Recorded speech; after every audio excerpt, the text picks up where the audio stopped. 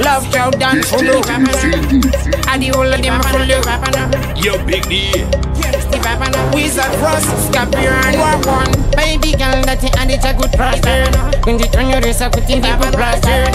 Chaka Pira Tara, Sibu Pita, Pine in its time we give for. Wanga Uribekam, Sango get us and in Dakutakira, no Kua right, Amukateni. Was Fumira Kunger, one of my time, one at his so for a tita Gieteni. Daina didn't in any country when the Kumita Eric took Hiramu Iteni. Atamu, was Fumira Kunger, one of my time. The Kupa Simbaranda Kappa Mike Tyson, the Kupa Shushin no San Kange Python, the Kati Fifth and the Akori icon, Asusa with Temunda Bota Samson, Shinga Kanya Raksa Range Titan, Nasiwana Nasiwani Kata Trison, Samson,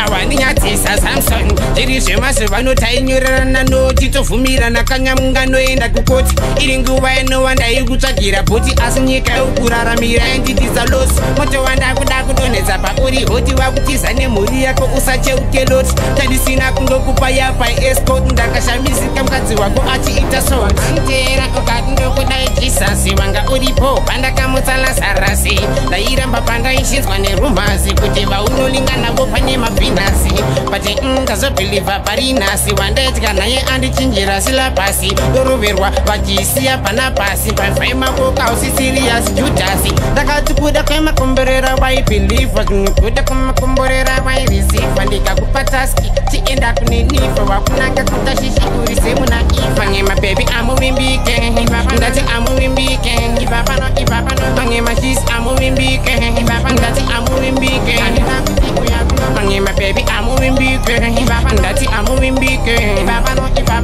my she's I'm moving big, that's it, I'm moving big.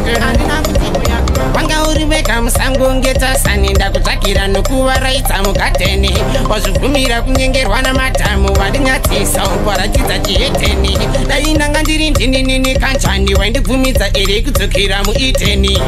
Atamu, was Fumira Kunger, one of my time, the Kupa Simbaranda Kappa Mike Tyson, the Kupa Shushin no San Kange Python, the Kati Fifth and the Akori icon, Asusa with Temunu, the Bota Samson.